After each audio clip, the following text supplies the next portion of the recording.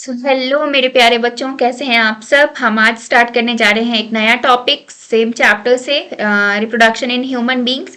इसमें हमने mail and female reproductive system के बारे में देख लिया है, गैमेटोजेनेसिस भी हमने डिस्कस कर लिया है, मेंस्ट्रुअल साइकिल इन फीमेल्स भी हमने देखा।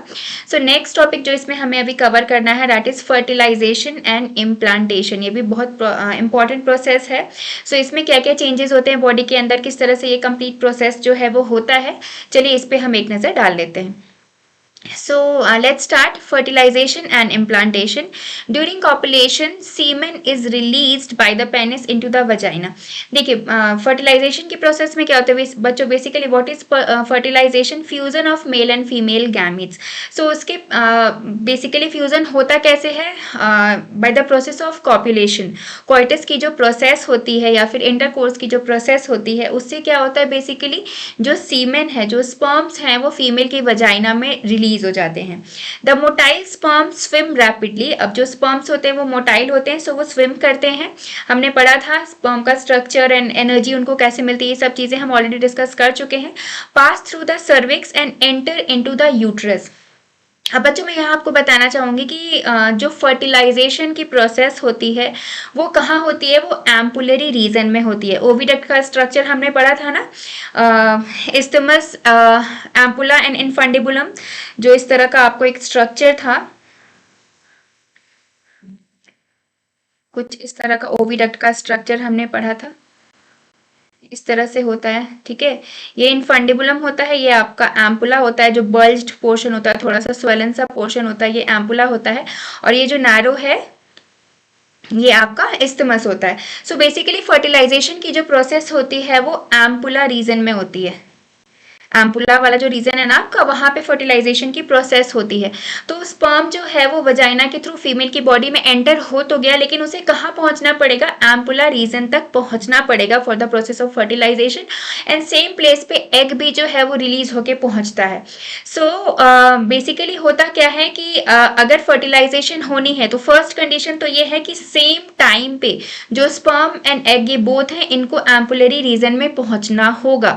अगर ये सेम टाइम पे दोनों चीजें रिलीज होके वहां पहुंच जाती हैं, in that case fertilization is going to take place, otherwise there will be no fertilization. इसलिए हम कहते हैं कि हर इंटरकोर्स जो है वो प्रेगनेंसी को लीड नहीं करता, फर्टिलाइजेशन को लीड नहीं करता। सो बेसिकली देख लेते हैं यहाँ पे क्या लिखा हुआ है। जो स्पर्म है वो यूट्रस में एंटर करता है and finally reach the ampullary region. Sperm जो है ये फाइनली आपका कहाँ पहुंच जाता है? एम्पुलरी रीजन में पहुंच जाता है। In the fallopian tube and oviduct ये दोनों सेम है। The ovum released by the ovary is also transported. ये दोनों चीजें एक साथ ट्रांसपोर्ट होके वहां पे पहुंचनी चाहिए। Transported to the ampullary region where fertilization takes place. Fertilization can only occur if the ovum and sperms are transported simultaneously, मतलब एक साथ। ये चीज मैंने आपको अभी बताई। This is the reason why not all copulations lead to fertilization. The process of fusion of sperm and ovum is called fertilization. Obviously, जिसके बारे में हम बात कर रहे हैं हमें पता है। During fertilization, a sperm comes in contact. अब देखो बच्चों, होता क्या है बेसिकली, जो स्पर्म है वो जैसे ही ओवम से कांटेक्ट करता है, सबसे पहले क्या होता है ओवम के ये देखो अभी यहाँ पे आपका ये ओवम का स्ट्रक्चर है, इसको किसने कवर किया हुआ? एक लेयर, ये आपको ये जो लेयर दिख रही है, this layer is zona pellucida. So ये हमने पढ़ा था ना कि जब आपके ग्राफियन फॉलिकल्स रप्चर होते हैं तो जो ओवम है वो अपने चारों तरफ जोना पेल्यूसिडा की जो लेयर है वो डेवलप कर लेता है। तो सबसे पहले जो स्पर्म है वो जोना पेल्यूसिडा लेयर के कांटेक्ट में आता है, और इस कांटेक्ट में आने से क्या होता है बच्चों, ये कुछ चेंजेस इंड्यूस करता है। जो स्पर्म है वो चेंजेस को इंड्यूस करता है। नहीं तो ऐसा भी हो सकता है ना, आपके इतने सारे स्पर्म्स फीमेल बॉडी में एंटर होते हैं तो काफी ज्यादा स्पर्म्स जो है वो एग की तरफ बढ़ सकते हैं, लेकिन फर्टिलाइजेशन केवल एक स्पर्म के साथ होती है। और ऐसा क्यों होता है कि जैसे ही जोना पेल्यूसिडा लेयर के कांटेक्ट में एक स्पर्म आता है वो उसमें कुछ चेंजेस को इंड्यूस करता है, कुछ चेंजेस इंड्यूस हो जाते हैं, जिसकी वजह से क्या होता है, बाकी किसी और स्पर्म की एंट्री जो है वो एग के अंदर ब्लॉक हो जाती है। That means only one sperm can enter and it can fertilize with the egg, और कोई दूसरा स्पर्म जो है वो एंटर नहीं कर सकता। कुछ चेंजेस जो है वो इंड्यूस होते हैं। that block the entry of additional sperms. Thus, it ensures only one sperm can fertilize an ovum. और इसके अलावा और क्या चेंजेस होते हैं? हमने पढ़ा है स्पर्म के स्ट्रक्चर में कि इसके जो हेड होता है उसके ऊपर एक कैप लाइक स्ट्रक्चर होता है जिसको हम एक्रोसोम बोलते हैं. एक्रोसोम के अंदर बेसिकली क्या प्रेजेंट होता है? Lytic enzymes. वैसे एंजाइम्स जो लाइसिस कर सकते हैं, ब्रेक डाउन कर सकते हैं. अब ये किसका ब्रेक डाउन करेंगे? ये इस जोना पेलुसिडा लेयर का ब्रेक डाउन करेंगे, क्योंकि इनको अंदर की तरफ बढ़ना है, आगे की तरफ बढ़ना है. तो जब तक लेयर डिसॉल्व नहीं होगी, डिजेनरेट नहीं होगी, स्पर्म्स अंदर एंटर कर नहीं पाएंगे. सो जो एक्रोसोम है वो यहाँ रिलीज होता है, अपने एंजाइम्स को रिलीज करता है और उससे जो आपका लेयर है zona pellucida and plasma membrane of the egg, इनका ब्रेक डाउन होता है और स्पर्म की एंट्री एग में इजीली हो जाती है. सो ये चेंजेस बेसिकली यहाँ हमें देखने को मिलते हैं. अब नेक्स्ट देखो क्या होता है? This induces. अब इससे जैसे ही आपका स्पर्म जो है वो एंटर हो गया, उससे क्या होता है? It induces the completion. अभी तक हमने पढ़ा था कि सेकेंडरी oocyte प्रेजेंट था. अभी सेकेंड मियोटिक डिवीजन कंप्लीट नहीं हुई, उसका कंप्लीट होने का टाइम अब है. ये बहुत इंपॉर्टेंट पॉइंट है बच्चों. सेकेंड मियोटिक डिवीजन जो है oocyte की, वो अब जाके इस स्टेज में कंप्लीट होती है. This induces the completion of second meiotic division. This is very very important point. ठीक है, इस स्टेज पे सेकेंड मियोटिक डिवीजन जो है उस साइड की कंप्लीट होती है और इससे क्या होता है? ओवम रिलीज होता है एंड साथ साथ और क्या? Second polar body. ठीक है, ओवम के साथ साथ सेकेंड पोलर बॉडी भी यहाँ पे रिलीज होता है, क्योंकि ये जो डिवीजन है ये अनइक्वल है. ये second meiotic division again this is unequal और इसमें एक छोटा सा सेकेंड पोलर बॉडी और साथ साथ हेप्लॉइड ओवम रिलीज हो जाता है. अब हेप्लॉइड क्यों? क्योंकि इसे जो स्पर्म का न्यूक्लियस है जिसके साथ इसको फ्यूज करना है, that nucleus is also haploid. दो हेप्लॉइड सेल्स फ्यूज होके एक डिप्लॉइड जाइगोट फॉर्म करते हैं. फर्टिलाइजेशन की प्रोसेस में क्या होता है? हमारा ओवम जो है वो भी हेप्लॉइड होता है, जो स्पर्म है that sperm nucleus is also haploid and ये दोनों हेप्लॉइड सेल्स फ्यूज होते हैं इन द प्रोसेस फर्टिलाइजेशन और उससे किसकी फॉर्मेशन होती है? जाइगोट की फॉर्मेशन होती है. सो दो हेप्लॉइड सेल्स ने फ्यूज करके जाइगोट बनाया और ये जाइगोट कैसा होता है? It is diploid. जो जाइगोट है आपका वो हेप्लॉइड नहीं होता, जाइगोट डिप्लॉइड होता है. So one has to remember that the sex of the baby has been decided at this stage itself. अब यहाँ पे देखो जो जाइगोट है उसका सेक्स क्या होगा, क्योंकि जाइगोट जो है वो बेबी बनने जा रहा है. ये एम्ब्रियो होगा आपका, डेवलप करके एक फुल ग्रोन बेबी बनेगा. So what will be the sex of that baby? Male होगा या फीमेल होगा? ये इसी स्टेज पे आपके डिसाइड हो जाता है. अब ऐसा कैसे होता है? तो हमें पता है कि फीमेल में जो क्रोमोसोम का पैटर्न है वो क्या होता है बच्चों? फीमेल में होता है XX एंड मेल्स में होता है XY. ये क्रोमोसोम का पैटर्न होता है. तो फीमेल में अगर X प्रेजेंट है तो इसका हेप्लॉइड ओवम किसी भी केस में कौन सा आपका कंटेन करेगा?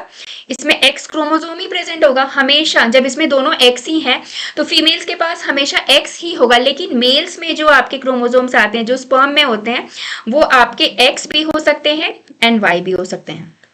ठीक है, सो अगर X और X की फ्यूजन हुई, अगर X और X की फ्यूजन हुई तो यहाँ पे गर्ल चाइल्ड होगी. ठीक है, और अगर X एंड Y की फ्यूजन हुई तो यहाँ पे आपका बॉय चाइल्ड होगा. सो ये कहना गलत नहीं है कि ये डिसाइड कौन करता है? The sex of the baby is determined by the father. Mother का इसमें कोई रोल नहीं है क्योंकि उसको किसी भी हाल में केवल X क्रोमोसोम ही कंट्रीब्यूट करना है. लेकिन फादर X भी कर सकता है एंड Y भी कर सकता है. हेप्लॉइड स्पर्म न्यूक्लियस होता है, दैट मीन्स हेप्लॉइड सेल होता है, तो दोनों तो वो कंटेन करेगा नहीं, या तो X या तो Y.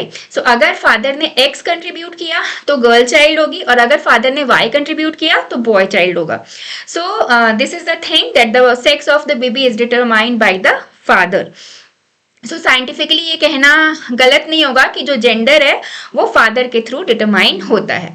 सो चलो अब आगे देखते हैं इसमें हमें आगे क्या देखना है. The mitotic. अब देखो जाइगोट जो आपका फॉर्म हो गया, अब ये जाइगोट क्या करेगा? ये बहुत छोटा सा सेल है, अभी इसको डिविजन्स करने हैं क्योंकि इसको फुल ग्रोन बेबी बनना है. तो जाइगोट जैसे ही फॉर्म होगा ये क्या स्टार्ट कर देगा? It will start mitotic division.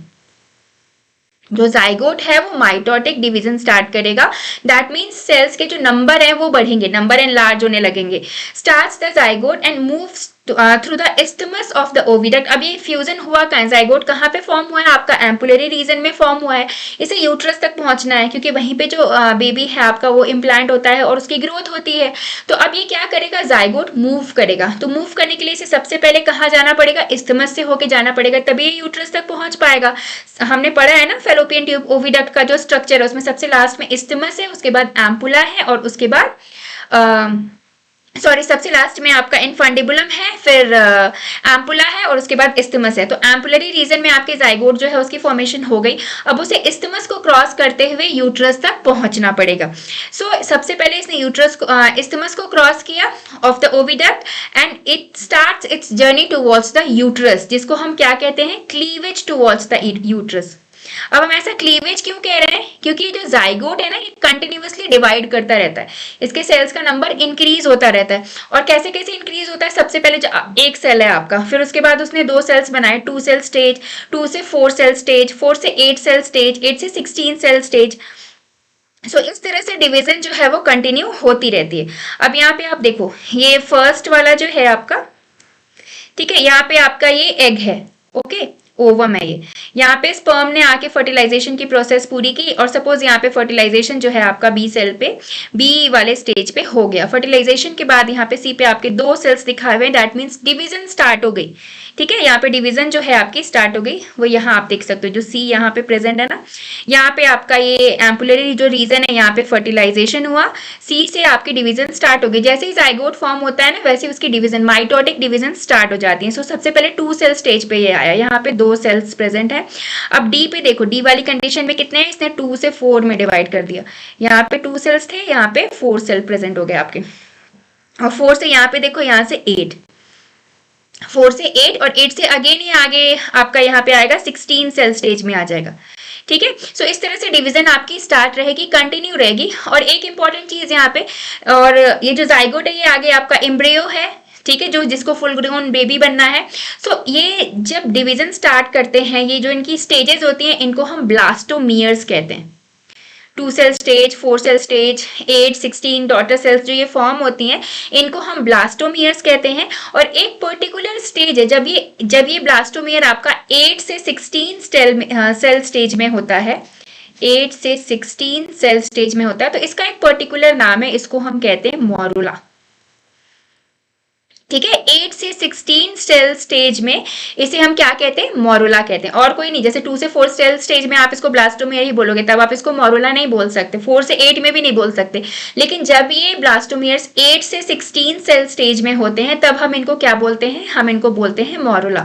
और ये कंटिन्यूअस डिवीजन जो है आपके शो करते रहते हैं। जो ये मोरुला है आपका, वो अगेन डिवाइड होता रहेगा, और 16 सेल स्टेज में आने के बाद बच्चों क्या हो जाता है, ये ब्लास्टोसिस्ट में चेंज हो जाता है, जो आपको यहाँ पे दिखाया गया है।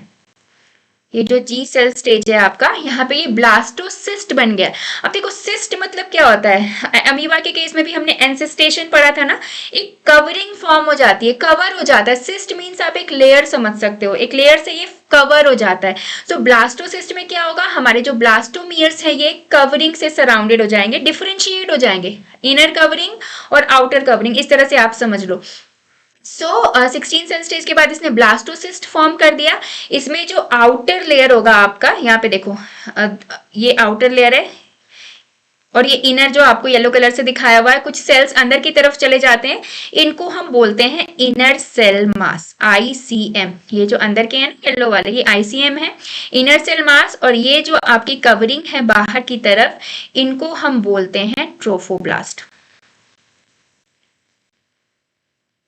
ये जो आउटर कवरिंग, क्योंकि यहाँ पे क्या हो रहा है, आपके सिस्ट फॉर्म हो रहा है, ब्लास्टोसिस्ट, ब्लास्टोमियर्स जो है वो सिस्ट को फॉर्म कर रहे हैं, एक कवरिंग अपनी चारों तरफ फॉर्म कर रहे हैं, उस कवरिंग को हमने बोला ट्रोफोब्लास्ट। और जो सेल्स अंदर की तरफ प्रेजेंट है आपके इनर लेयर में, उनको हमने बोला इनर सेल मास। अब ये इनर सेल मास ही जो है आपके, वो एम्ब्रियो बन जाएंगे। और देखो, यहाँ तक पहुंच चुका है, ये यूट्रस तक पहुंच चुका है, अभी बस ये यहाँ से अटैच नहीं हुआ, यूट्रस के वॉल पे अभी ये अटैच नहीं हुआ। अभी हम जी सेल स्टेज के बारे में बात कर रहे हैं, इसके बारे में हम बात कर रहे हैं। यहाँ पे ब्लास्टोसिस्ट आपकी फॉर्म हो गई है, लेकिन ये ब्लास्टोसिस्ट ऐसे फ्री कंडीशन में तो नहीं रहता यूट्रस में, अच्छे से जाके ये यूट्रस की वॉल से अटैच होता है, इसकी इम्प्लांटेशन होती है। वो कैसे होता है वो हम देख लेते हैं। अब जब हमारा ब्लास्टोसिस्ट जो है वो फॉर्म हो चुका है, अब इसके बाद देखो क्या होता है बच्चों। अब इसके बाद क्या होता है, the trophoblast layer then gets attached. अब ये जो ट्रोफोप्लास्ट लेयर होती है, जो इसकी आउटर लेयर है, ये किससे अटैच हो जाती है, एंडोमेट्रियम। यूट्रस की जो लाइनिंग होती है, इनर लाइनिंग, वो होती है एंडोमेट्रियम। सो ये ट्रोफोप्लास्ट लेयर जो है आपका एंडोमेट्रियम से अटैच हो जाता है and inner cell mass gets differentiated. Inner cell mass जो है वो क्या बन जाएगा, एम्ब्रियो बन जाएगा। और उसके बाद यूटेराइन सेल्स जो है आपके यूट्रस के जो सेल्स हैं वो भी रैपिडली डिवाइड करते हैं और ब्लास्टोसिस्ट को कवर कर लेते हैं। ब्लास्टोसिस्ट अच्छी तरीके से आपके कवर हो जाता है और उससे क्या हुआ, आपके जो ये ब्लास्टोसिस्ट है वो यूट्रस में अच्छे से एम्बेड हो गया, मीन्स उससे ही अटैच हो गया, कंप्लीटली उससे अटैच हो चुका है ये। और उसके बाद दिस इज कॉल्ड इम्प्लांटेशन। तो हम कह सकते हैं कि इम्प्लांटेशन की प्रोसेस जो है वो कंप्लीट हो गई है and now this will lead to pregnancy, और जो वुमेन है वो प्रेगनेंसी कंसीव कर लेती है। ठीक है, सो ये कंप्लीट प्रोसेस होती है आपकी इम्प्लांटेशन की।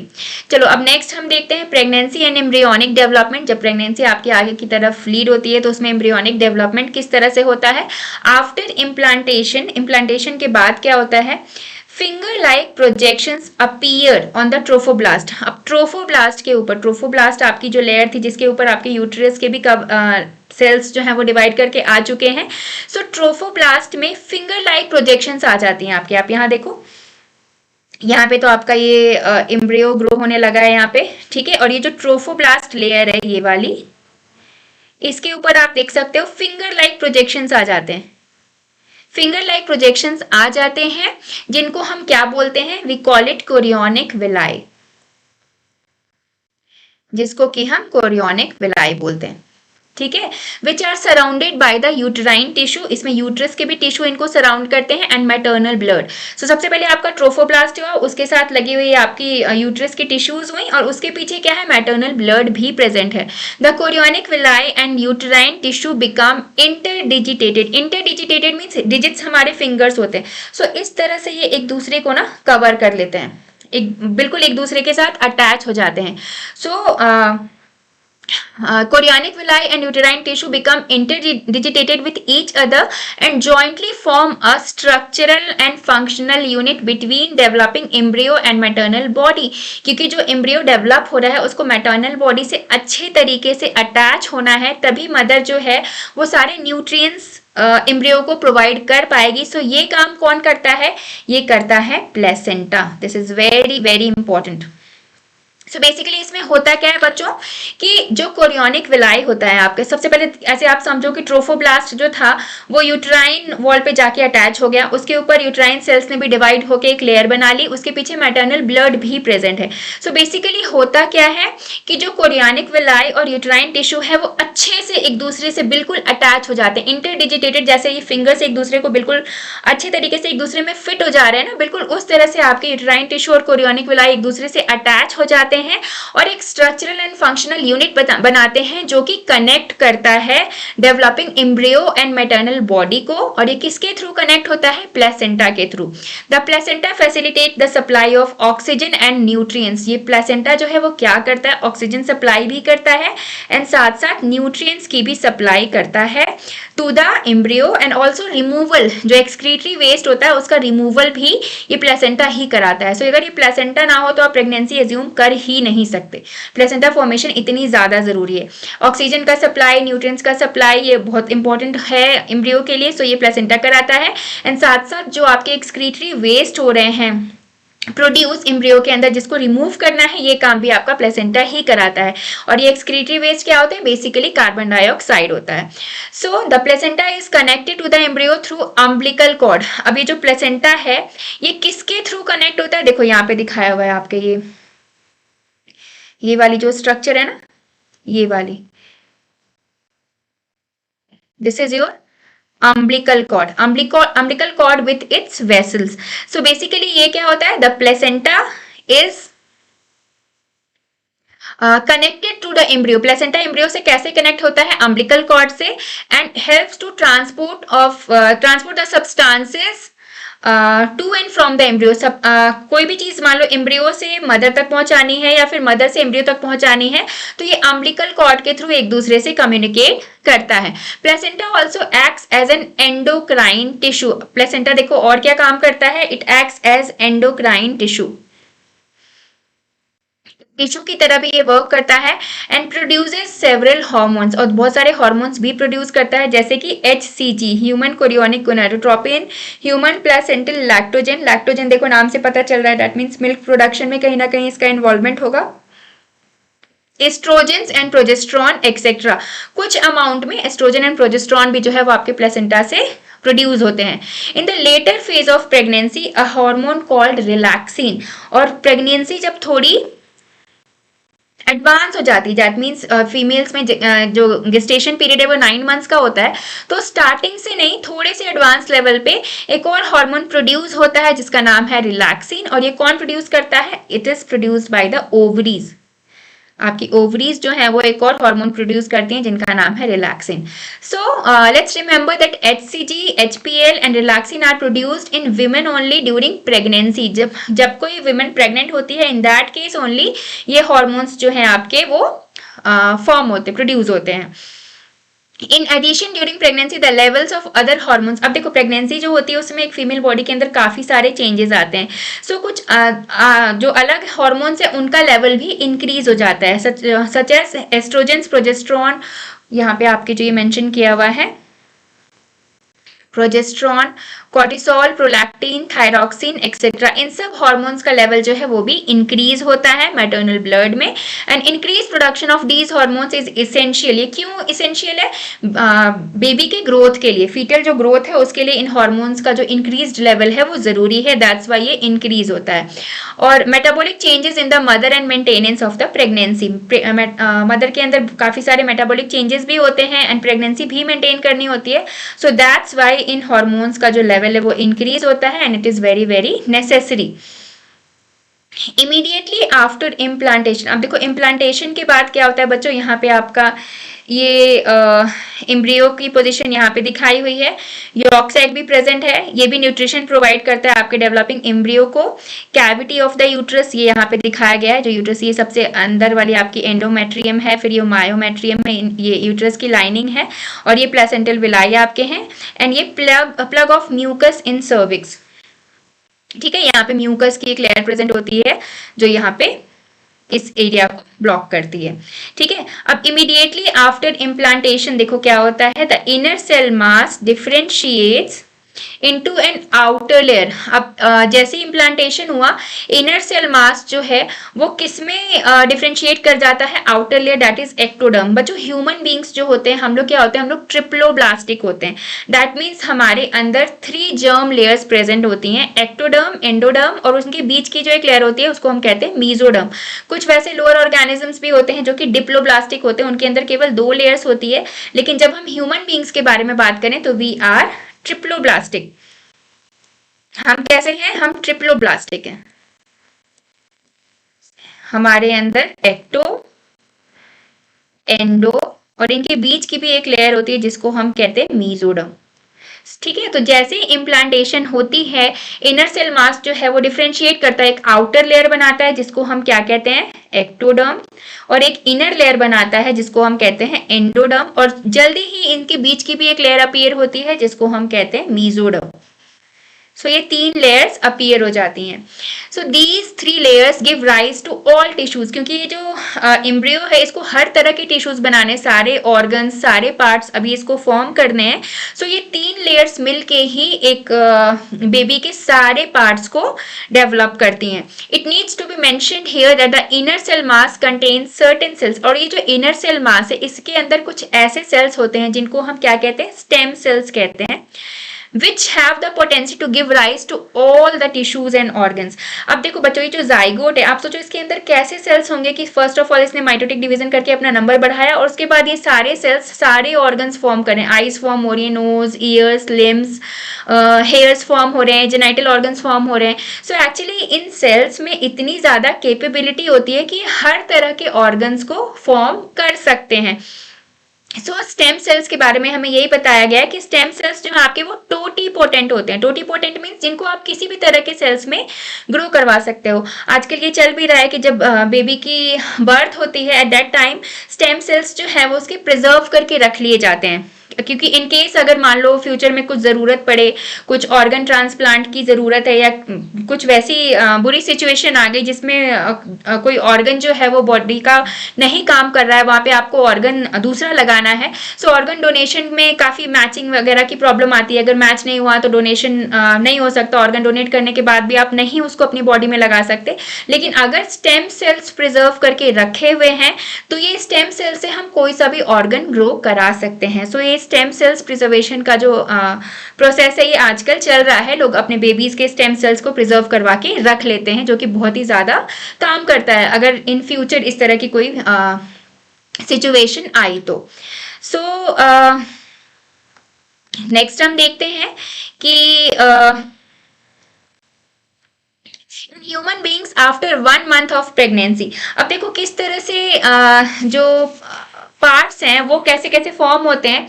सो सबसे पहले 1 मंथ की बात करें, जैसी प्रेगनेंसी आपकी आगे प्रोसीड करिए, फर्स्ट मंथ में क्या फॉर्म हो जाता है, हार्ट फॉर्म हो जाता है, जो हार्ट दिल धड़कने लगता है बच्चे का, ठीक है।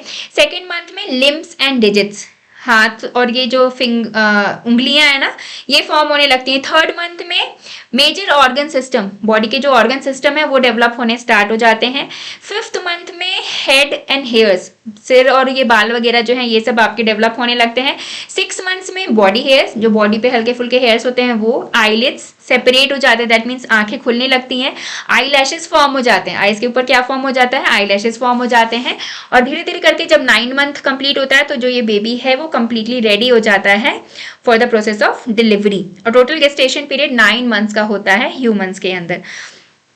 सो ये सारे पॉइंट्स थे आपके यहाँ पे जो आपको देखने थे। चलो नेक्स्ट हम करते हैं पार्च्यूरेशन एंड लैक्टेशन। अब ये क्या होता है इसके बारे में भी देख लेते हैं। The average duration of human pregnancy is about 9 months, ये हमने डिस्कस किया है, which is called the gestation period। अब इसमें क्या होता है gestation period में, vigorous contraction of the uterus at the end of pregnancy। जब डिलीवरी का टाइम होता है तो यूट्रस में आपके contractions स्टार्ट होते हैं, क्योंकि बॉडी को पता भी तो चलना चाहिए ना कि अब डिलीवरी का टाइम आ गया है। सो कैसे होता है, यूट्रस में आपके contractions होते हैं which causes delivery of the fetus। this process of delivery of the fetus is called as parturition। जो बेबी की डिलीवरी का प्रोसेस होता है उसको हम कहते हैं पार्च्यूरेशन। पार्च्यूरेशन अब ये होता कैसे, इस प्रोसेस में बॉडी के अंदर क्या चेंजेस होते हैं। This is induced by complex neuro endocrine mechanism. अब देखो न्यूरो मीन्स नर्वस जो नर्व्स होते हैं वो भी इसमें मेन रोल जो है आपका प्ले करते हैं। न्यूरो एंड एंडोक्राइन सिस्टम मिलके ये आपका एक प्रॉपर एक मैकेनिज्म बनाते हैं। So basically first of all क्या होता है, the signals for parturition originate from the fully developed foetus. जो ये फीटस है जो मदर बॉडी में ग्रो कर रहा है, अगर ये कंप्लीटली डेवलप हो गया तो इसके बाद क्या होता है, ये फीटस एंड ये प्लेसेंटा ये दोनों मिलके यूट्राइन कॉन्ट्रैक्शंस को इनिशिएट करते हैं, लेकिन ये बहुत माइल्ड होता है। देखो यहाँ पे ये आपका मेंशन किया हुआ है माइल्ड यूटेराइन कॉन्ट्रैक्शंस, ठीक है। सो अगर फीटस जो है वो कंप्लीटली डेवलप हो गया तो भाई अब ये सोचेगा कि मुझे बॉडी से बाहर निकलना है, अब तो मैं कंप्लीटली डेवलप हो चुका हूँ। तो प्लेसेंटा और फीटस मिलके हल्का हल्का यूटेराइन कॉन्ट्रैक्शन स्टार्ट करते हैं। ये कॉन्ट्रैक्शन बहुत ही माइल्ड होते हैं, जिनको हम क्या कहते हैं, fetal ejection reflex. This is called fetal ejection reflex. चलो ये तो बहुत माइल्ड कॉन्ट्रैक्शन है, लेकिन इसका होना, इस प्रोसेस का स्टार्ट होना बहुत जरूरी है, क्योंकि जैसे ही बॉडी में ये फीटल इजेक्शन रिफ्लेक्स हो गया तो उसके बाद क्या होता है कि बॉडी को पता चल जाता है कि भाई अब बच्चे की डिलीवरी कराना जरूरी है। सो इस फीटल इजेक्शन रिफ्लेक्स से एक दूसरा एक्शन जो है वो ट्रिगर हो जाता है। मदर के अंदर जो पिट्यूटरी ग्लैंड होता है, उस पिट्यूटरी ग्लैंड को ये सिग्नल मिलता है कि अब बच्चे की डिलीवरी का टाइम हो गया है, तो अब मुझे भी कुछ स्टेप उठाना पड़ेगा। तो पिट्यूटरी ग्लैंड क्या होता है, क्या करता है, वो ऑक्सीटोसिन रिलीज करता है, ऑक्सीटोसिन हार्मोन रिलीज करता है। अब ये ऑक्सीटोसिन हार्मोन जो है वो यूट्राइन मसल्स पे आपके वर्क करता है। यूट्राइन मसल पे वर्क करता है and causes stronger uterine contractions. देखो पहले जो थे कॉन्ट्रैक्शंस आपके माइल्ड थे, हल्के थे, लेकिन उसकी वजह से पिट्यूटरी को सिग्नल मिला कि ऑक्सीटोसिन को रिलीज करना है। रिवर्स मैकेनिज्म होता है, इसने उसको सिग्नल दिया, उसने इसको सिग्नल दिया, ठीक है। तो इजेक्शन रिफ्लेक्स से पिट्यूटरी को सिग्नल मिला तो उसने ऑक्सीटोसिन रिलीज किया और उससे जो कॉन्ट्रैक्शंस हैं वो और ज्यादा होने लगे, और ज्यादा कॉन्ट्रैक्शंस हुए तो और ज्यादा ऑक्सीटोसिन रिलीज हुई, कॉन्ट्रैक्शंस और ज्यादा इंक्रीज हुए, which in turn stimulate further secretion of oxytocin. एक बार जो सिक्रीशन स्टार्ट हो जाता है फिर इसके बाद इसको ये सिग्नल मिलता रहता है कि और सिक्रीट करो और सिक्रीट करो, कॉन्ट्रैक्शंस जो है वो और ज्यादा बढ़ने लगते हैं। The stimulatory reflex between the uterine contraction and oxytocin secretion continues, resulting in the stronger and stronger contractions, और ये contractions बहुत ज़्यादा strong होते जाते हैं जो कि यूट्राइन वॉल्स में आपके होते हैं। This leads to expulsion of the baby out of the uterus through the birth canal, और इन कॉन्ट्रैक्शंस की वजह से जो बेबी है वो यूट्रस से बाहर निकलता है, किसकी मदद से? बर्थ कैनाल की मदद से, ठीक है, जो कि होल प्रोसेस होता है आपका पार्चुरेशन का। Soon after the infant is delivered the placenta is also expelled out of the uterus. Placenta भी जो है वो यूट्रस के बाहर निकलता है, और आप देखते हो ना, आप कभी मूवीज वगैरह में आपने देखा होगा कि जो बच्चा पैदा होता है तो उसकी जो नाभि होती है उससे एक पाइप लाइक स्ट्रक्चर आपका लगा होता है जिसको हम कट करते हैं और उसके ऊपर क्लिपिंग की जाती है, क्लिप्स वगैरह लगा दिए जाते हैं। So that is umbilical cord जो कनेक्ट करता है आपका, ठीक है, मदर्स बॉडी से एम्ब्रियो को। सो ये चीज होती है। अब उसके बाद क्या होता है? After delivery the memory glands of the female undergo differentiation, और फीमेल के जो मैमरी ग्लैंड्स हैं उनमें डिफरेंशिएशन होता है, चेंजेस होते हैं प्रेगनेंसी के दौरान, और वो मिल्क प्रोडक्शन स्टार्ट कर देते हैं at the end of the pregnancy. जैसे जैसे प्रेगनेंसी खत्म होती है उसके बाद मैमरी ग्लैंड से आपके मिल्क का प्रोडक्शन स्टार्ट हो जाता है। इस प्रोसेस को हम कहते हैं lactation. This helps the mother in feeding the newborn, और मदर्स जो है ये लैक्टेशन प्रोसेस की वजह से न्यूबॉर्न को फीड करा पाती हैं, और जो स्टार्टिंग का मिल्क होता है, स्टार्टिंग के फ्यू डेज में जो निकलता है उस मिल्क को हम कोलोस्ट्रम कहते हैं, ठीक है। ये येलो कलर का मिल्क होता है कोलोस्ट्रम, जो कि बहुत ही ज्यादा इंपॉर्टेंट है बेबी के लिए। इसमें इम्यूनोग्लोबुलिन्स होते हैं, IgA रिच होता है ये कोलोस्ट्रम जो होता है, इम्यूनोग्लोबुलिन्स इसमें भरे पड़े होते हैं। सो ये बेसिकली बच्चे की जो इम्यूनिटी है उसको स्ट्रॉन्ग बनाता है, which contain several antibodies absolutely essential to develop resistance for the new born babies, और जो न्यू बॉर्न बेबीज हैं ये डिजीज के लिए रेजिस्टेंट हो जाते हैं। Breast feeding during the initial period of the infant growth is recommended by doctors. So इसीलिए जो ब्रेस्ट फीडिंग है वो डॉक्टर्स के थ्रू भी रिकमेंड की जाती है कि मदर्स ब्रेस्ट फीड कराएं, जिससे बच्चे की ग्रोथ प्रॉपर हो, और उसको जो भी इम्यूनिटी स्ट्रॉन्ग करने के लिए चीज़ें ज़रूरी हैं वो सब मदर के मिल्क के थ्रू बच्चे तक जा सके। So basically this was all for this chapter. I hope concepts आपके क्लियर हुए हों। एक एक करके सारे टॉपिक्स हमने इसमें डिस्कस किए हैं। अगर आपको कहीं भी किसी टॉपिक में डाउट है आप मुझे कमेंट सेक्शन में लिख सकते हो, मैं एक्सप्लेन करने के लिए बिल्कुल तैयार हूँ। अगर कोई टॉपिक आपको नहीं समझ में आया, आप वो टॉपिक भी मेंशन करोगे तो उस टॉपिक का मैं अलग वीडियो बना दूंगी। So stay tuned, see you in my next video. Thanks for watching this one.